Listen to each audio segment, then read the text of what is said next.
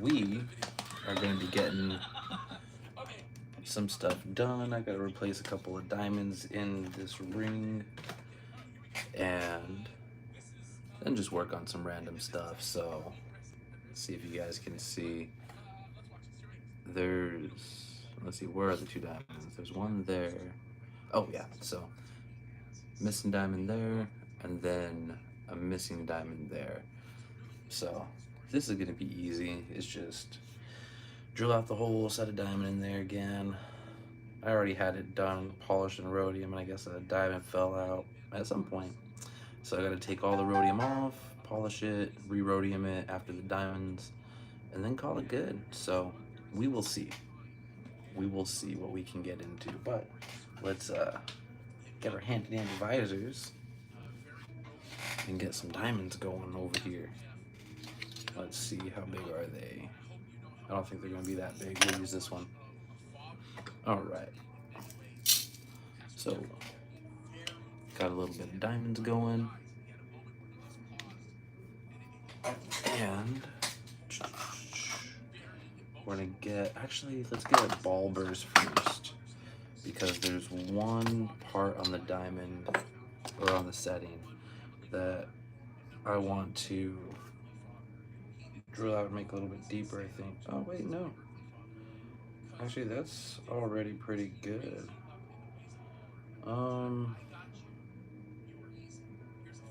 Okay. Actually, it's deeper than I thought already, so...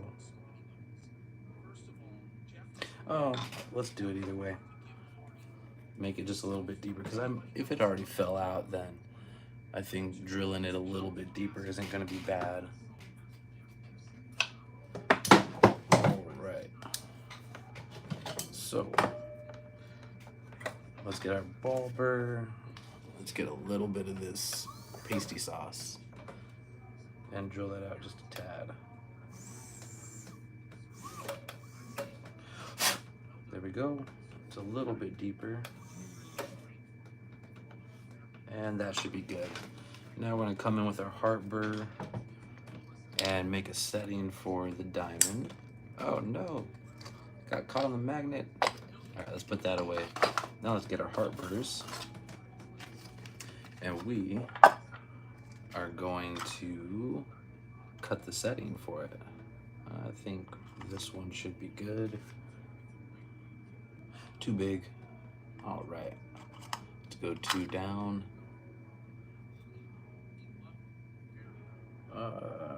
One more down should be perfect, I believe. All right. Oh, that's gonna be good. All right, so now that we got our heart burrs set, there's already a little bit of cutting grease in there. Let's just go in and cut that seat. Now it's a little bit deeper. All right.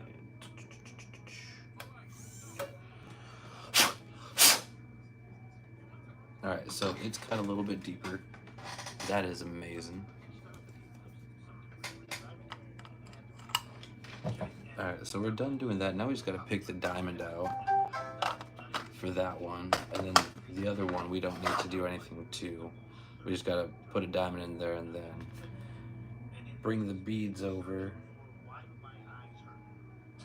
There's already... yeah, this ring needs a little bit of work. That diamond's chipped. So I think I know what happened. I think that these diamonds were actually probably chipped. And so I don't know, you guys probably can't see too much of it. You might be able to. Let's see, we just cut the seat for right there, but this is a used ring that I'm just refabbing, just that way we could put it back out, make sure everything's good. But it's had repair work on it already, so some of the diamonds aren't completely straight and whatnot, so we'll probably just offer a warranty with this one just in case. But let's pick out our diamond, or I guess our 2 diamonds. And what are we gonna do? Let's get this graver out. We're gonna use a little bit of gravers, and we're also gonna use our ball burrs. All right, what size ball burrs are we gonna use? That one should be perfect. All right, there we go. Now let's pick out our diamond. So I pretty much just eyeball it.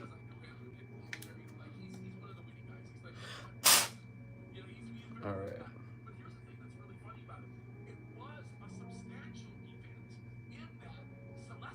That's almost good. A little bit smaller. Nope. All right. Hopefully I'll have one in here. That might be too small. Nope, that's perfect.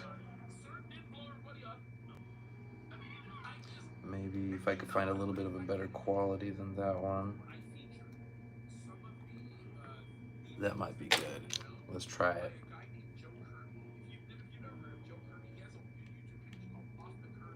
There we go.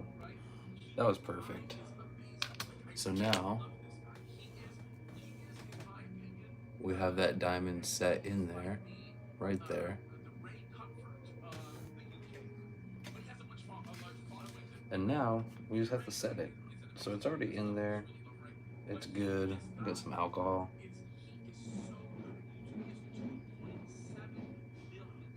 All right.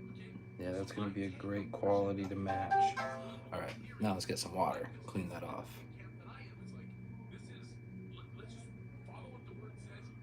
All right. So this is gonna be kind of a pain in the butt now.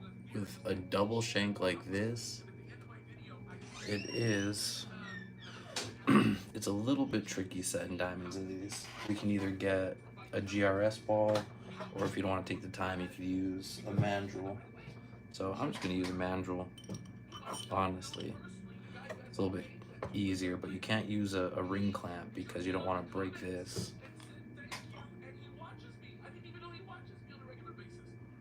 Okay.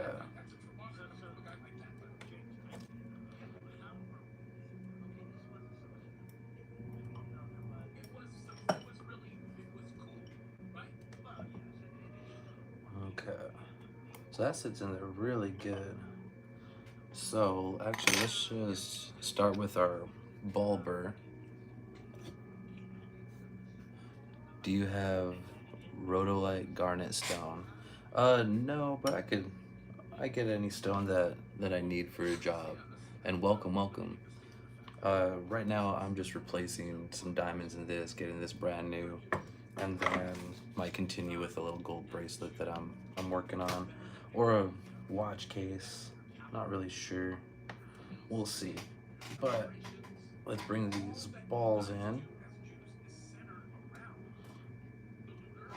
and set that and get this diamond in there and tight.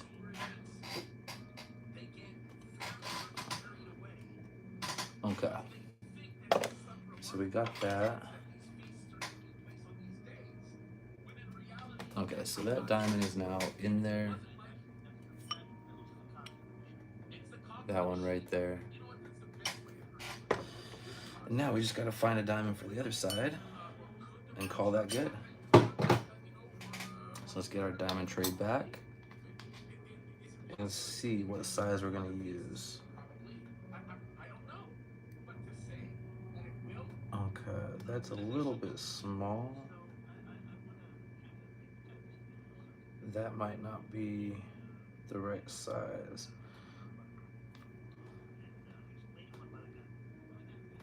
No. Okay. And I just eyeball the diamonds.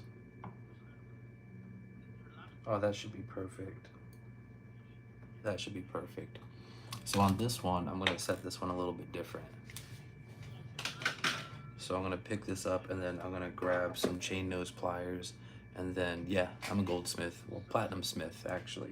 So platinum, gold, and silver. Then I'm gonna get chain nose pliers and squish it in kinda, because this is going to be an interesting setting. So I want it in there nice and tight. Okay, but this might be a little bit too big.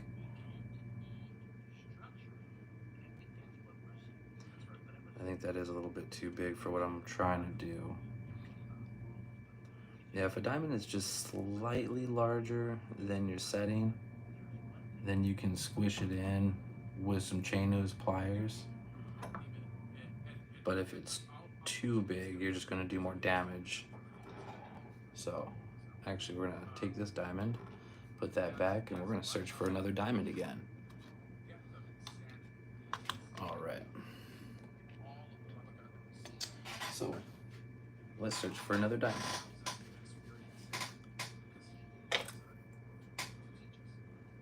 All right. Gotta get one that's perfect. Oh, that looks juicy. That one looks juicy.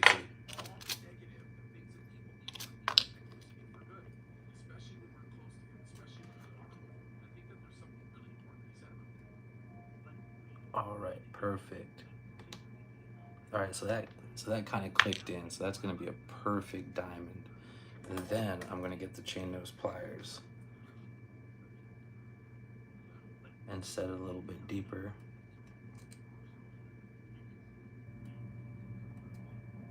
And you know what? I don't like, yeah, I don't like how it won't go lower and there's really not much metal holding it. So we're actually gonna bring out the torch and I'm gonna add some gold to it. It's about 2 grams. Let's see, what do you like? Garnet stone. It's about 2 gram ring, 10 carat. Not sure what you're talking about, but welcome. Unless you're talking about this ring, 2 grams of gold. That's probably about right. All right, so that diamond's in there. It's not coming out unless you kind of hit it. So what I'm going to do is I'm going to add some gold to it and make sure that diamond is in there nice and tight. Okay, so let's put our diamonds away.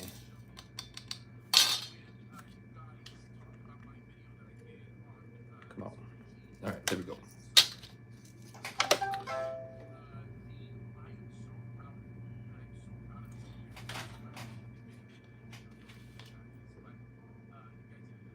Yeah, okay. Awesome, so let's dip this in our alcohol. And this just protects the stones. Let's see, a safer stone to sell. Yeah, well, we really only just sell diamonds, but if I need to repair something, then we order whatever I need.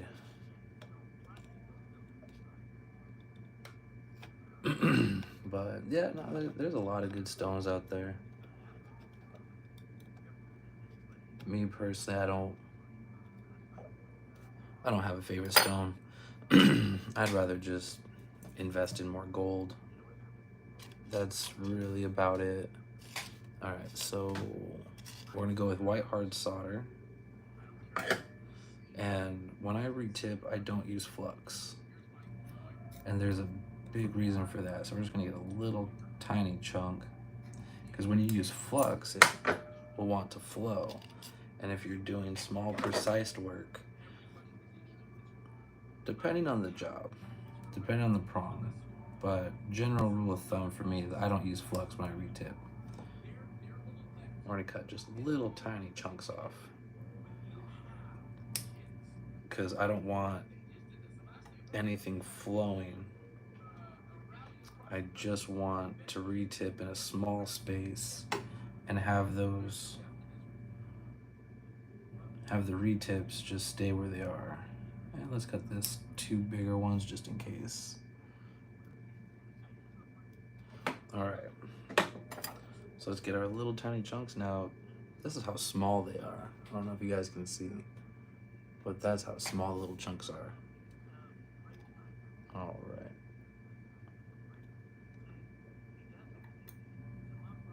And the last one. Now, I'm gonna switch from a 5 to a 4.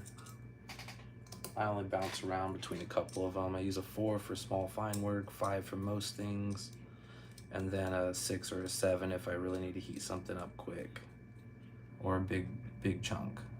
All right.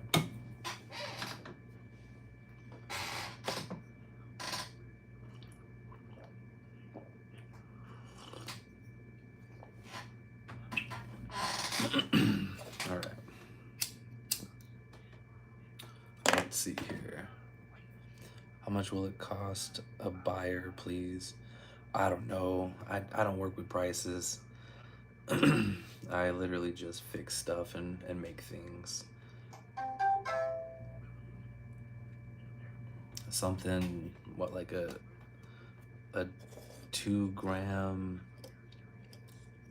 let's see, a 2 gram ring, 10 carat with a rhodolite and garnet. Let's see. Depends on how complicated the design is. Probably around like $2,000-3,000. So not too bad. It's still expensive though. And it just depends on how complicated the ring is. So I'm gonna heat up I'm gonna get a really hot flame, heat everything up around it, and then get these little balls,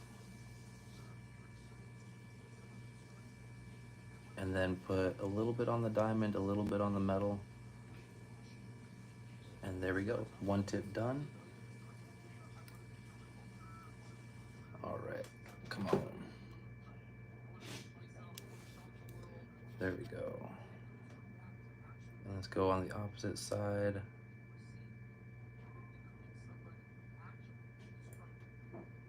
There we go. There we go, awesome. Do I want to do any more? I'm gonna split this one in half.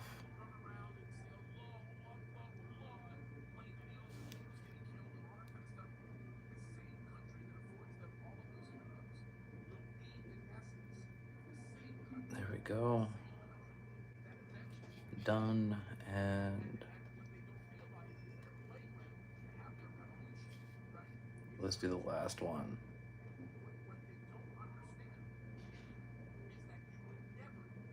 There we go. All right, done with that retip. We're gonna let that diamond cool a little bit because you can overheat diamonds. All right, and let's dip it in the pickle real quick. Let me show you guys.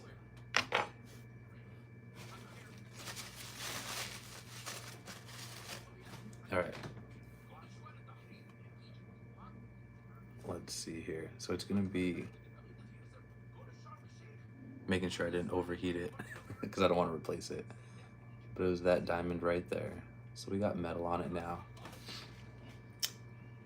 And oh, I can't do anything without God. I can't do anything without God, that's for sure. Okay, so now that we have that diamond in there and the retips, we're just gonna come in with our file and flatten these down just a bit.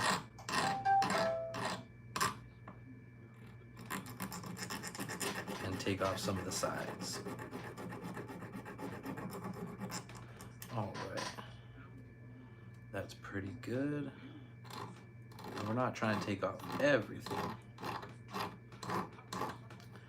but that way we can get into a good position, if you guys can see. So you can see how the metal is flat right there because these are split prongs. So it's, you have a graver. Watch, let's see, where's my graver? Let me show you.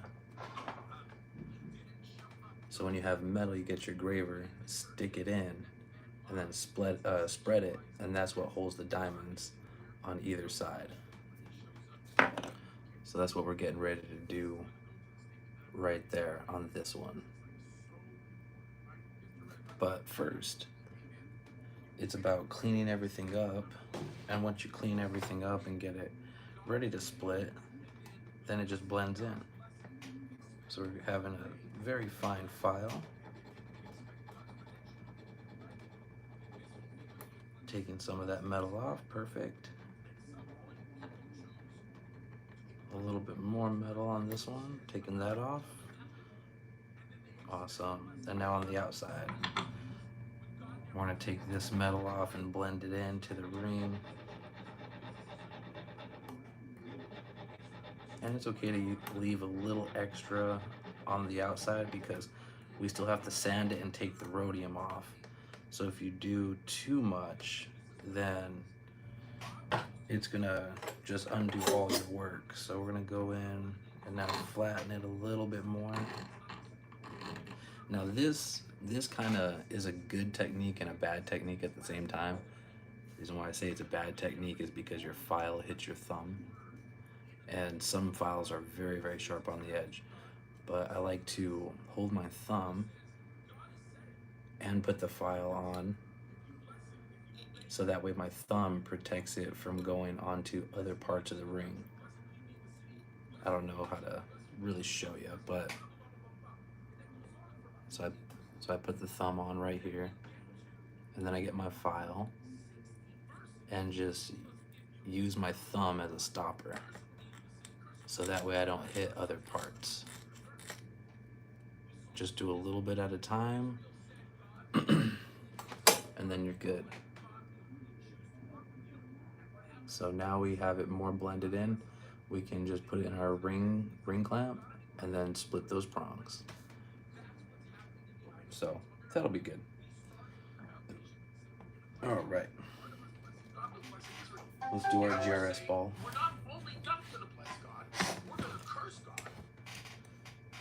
All right.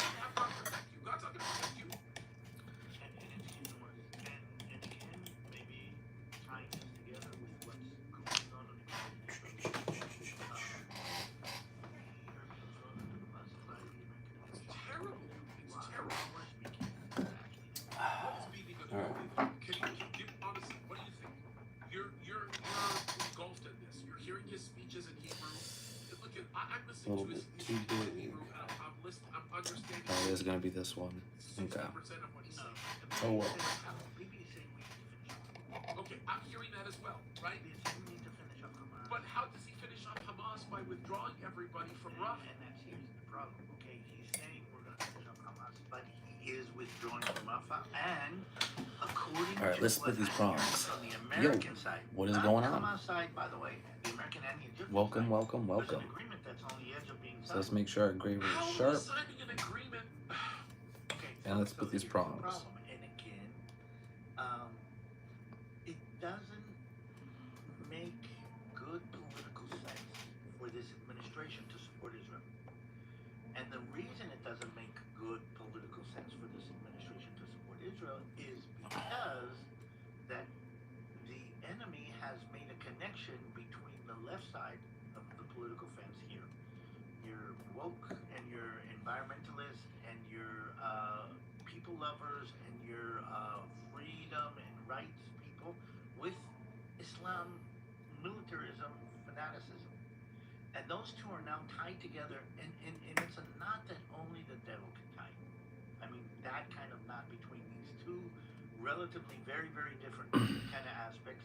And Joe Biden needs that knot tied together in order to win the next election. That's the way he feels. And the way to do that is to throw Israel under the bus. And is this because of Alright. what he's seeing in Dearborn? I mean, because that's what Last I'm prong to thinking. split. He's looking at some of these protesters, right, that are saying they're not going to vote for him because of his stand on Israel. Not only the protesters. Here's the problem. I mean, this feeling has seeped into everybody under the age of 30. And if he wants any of the votes of anybody under the age of 30, he has to be anti-Israel. That's what I think the Democratic ringleaders are kind of realizing. Okay, David, why under the age of 30? Explain this to me. Because the younger generation, the generations that are growing up have been growing up in the schools and in this All right. environment where, first of all, God has been And then we're gonna get our beaters. God is not an issue. Christianity is being ridiculed Yeah, by that's everything. the core. Okay, Christianity is being ridiculed. So there's no God, there's no Christianity, there's nothing. So what do you fill in with that? You fill that in, and this is the teenage rebellion again is All right. not only teenagers. Now I'm just kind of people who believe, okay, beating stand up the and split fucking come on, prongs James, you rebelled this. And that mindset that I know better. to give it a little bit more I know better strength, than my parents. I know, and it'll blend in with the rest of the ring. I grew up with a father who was an aircraft mechanic. I was about 13 or 14 when I read a book about ailerons and All right. the three axes that a plane flies on and how the wings are shaped. And I came to my dad. There we go. We are done. We are done.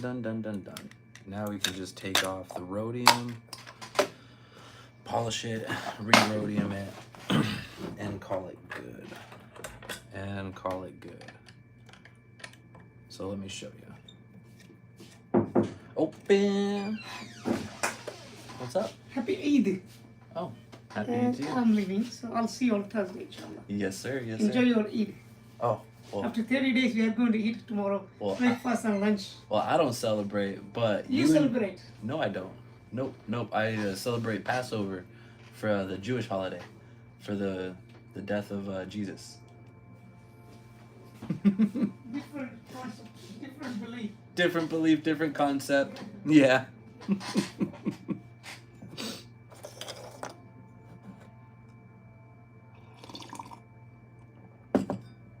All right. So let me show you what I got. So let me see. I can zoom in. You'll probably see it better. So we have that diamond replaced finally, the one right above that black one. And it blends in really well with all the other settings. Now this setting was never perfect because this is an older ring, a used ring. So try to keep it as original as possible, but also it's kind of funny, kind of a little used looking at the same time, so that way nothing stands out. So now I just have some I don't even know what these are called, but these are expensive and nice. They're just pretty much like sandpaper, and I love using these to take off rhodium because it blends everything in, it smooths it out, and I think this one's right around 600 to 800 grit. But if you go too fast, they will definitely fling off into your eyes, and that's not fun. That's not fun at all. What time is it? Is it 2? Yeah, it's almost 2. That's crazy. Okay. All right.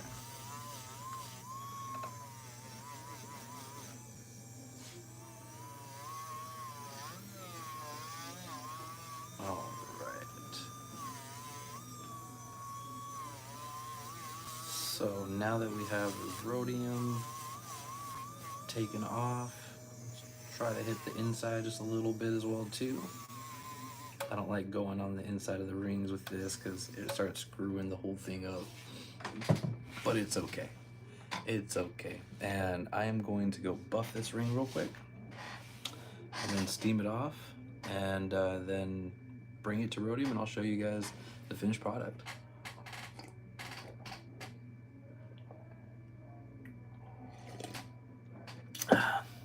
I love black coffee, but I've been getting into adding a little bit of half and half in there. So no sugar, no nothing, other than just Arabic blend. I don't know. It's from wherever, but yeah, no additives, no flavorings, just coffee bean. Love it. But let's go buff it.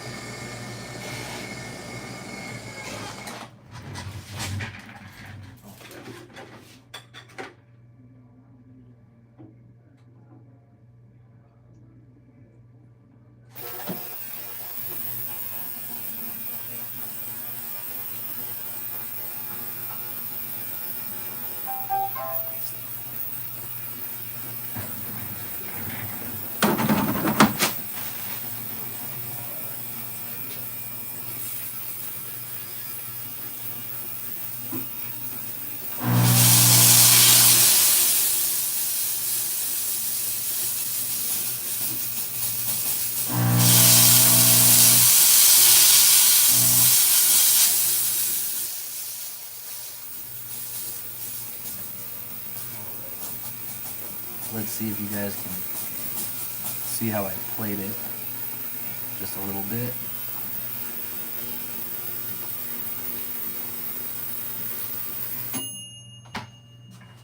Alright, let's get it. And I use just copper. So I have a lot of different copper holders. But they're just copper holders for the different colors of plating. So we're gonna do rhodium, which is white, comes from the silver family. And clean it off.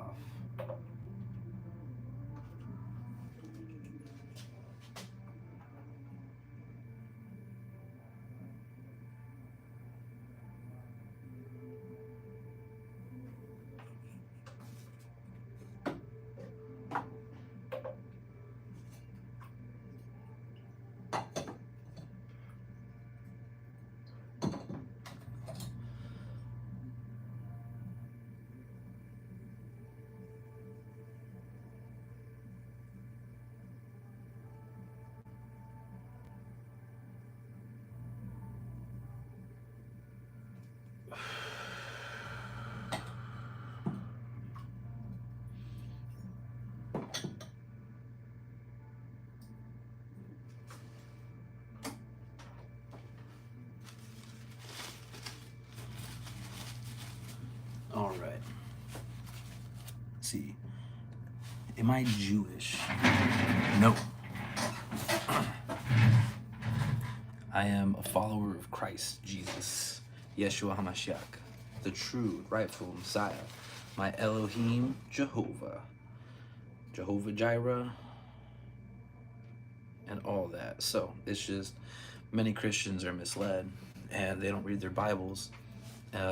And no, I don't read the Torah. I read the King James Version of the Bible, and I'm going to be learning Greek here soon. But no, I got saved a little over a year ago, and when I read my Bible, it doesn't bring up Easter, Halloween, Christmas, anything like that. But I see the Jewish high holidays because the Jews have to follow the law. I'm a Gentile, so I'm not a So I don't have to follow the law because I'm not a Gentile. But if I want to worship and celebrate my Elohim, do it on the days that he called and appointed in the Bible, I think is the best way to celebrate and worship. Worshiping means denying your flesh, picking up your cross, walking every single day. And yeah, so Passover. And plus, Easter, you know, is comes from Eastro, and in High Greek is Ostra. Ostro, and that's not even the day that Jesus died, because Easter was coined after a pagan holiday and ritual festival, and it comes from Ishtar. I mean, we look at all of these different gods around the world, the fertility gods, which is Easter, and the Easter bunny from Estro is Ishtar, Estro, Tuwart, which is the Egyptian god for fertility, and then Ishtar is Greek, and I think oh no, I forget.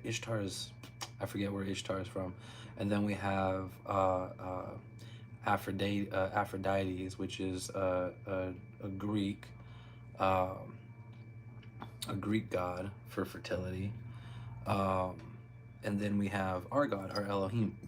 So our Elohim, and our true Messiah, Mashiach, is the rightful owner and power and ruler of this world, ready to come. So if I want to worship a holiday and get closer to Christ and show myself approved to God, then I would worship God on the day that Jesus actually died, which is Passover. I think in the month of Tirir, yeah, like between the 15th, and I think it's between the 15th and the 22nd of Tir. And then 3 days after that, we have the Feast of Unleavened Bread, followed by the First Fruits, which is 10 days later. And so, yeah, just doing a lot of research and learning. But anyways, so this is what we got. So it is done. It's rhodiumed. And the diamonds are replaced. So this is now ready to go, after I get my grubby fingerprint off of it, back, let's see, yeah, it's this one, back to the showroom floor. We're ready to be tagged and then showroom floor again. So everything's nice, solid, secure, looking pretty, ready for the lady. So there's that.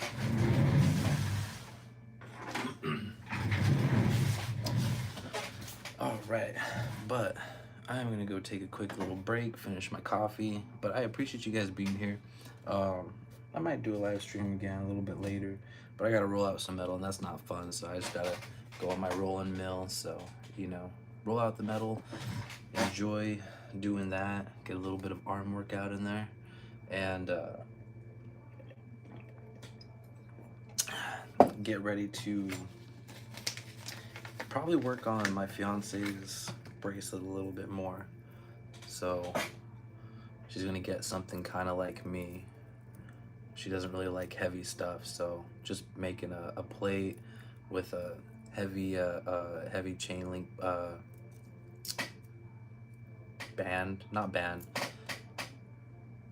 bracelet, whatever, I don't know, I forget. I'm a deep sometimes.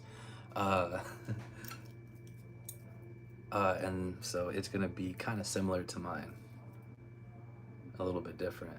And not enjoyed you talking about seeing passion. Oh well, yeah, no, I died and just came, well, not like physically die. Oh, my flesh was crucified when I got salvation through Yeshua, and you know, after that, it's just nothing in the world really matters to me at all, other than just God and getting closer. And so I do Bible study on my channel every single night, and but I started out reading Revelation and the end times and the prophecy of Daniel and Genesis, just, yeah, so much.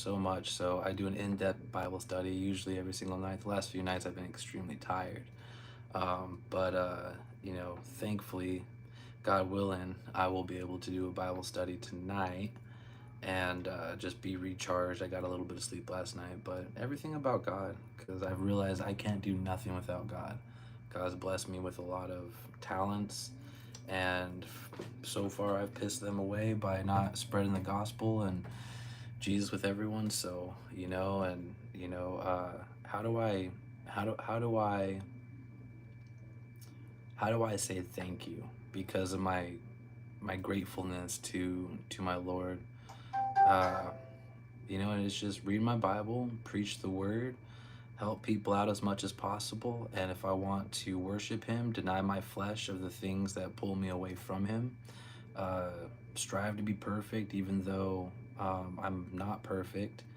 You know, I say rather strive to be perfect and come up short than not strive to be perfect and do nothing, and then celebrate him on the days that are written about in the Bible, and that's using Old Testament and New Testament. So for me, it's after salvation, then what can I do? Because I have fun just working for the Lord, and that's about it. So anyways, I appreciate you guys, and like I said, I gotta roll out some more metal because I'm gonna be doing, I really have no idea what kind of clasp I'm gonna do. I'm thinking about doing a box lock like this for her, but it's not a Cuban, and this is pretty thin.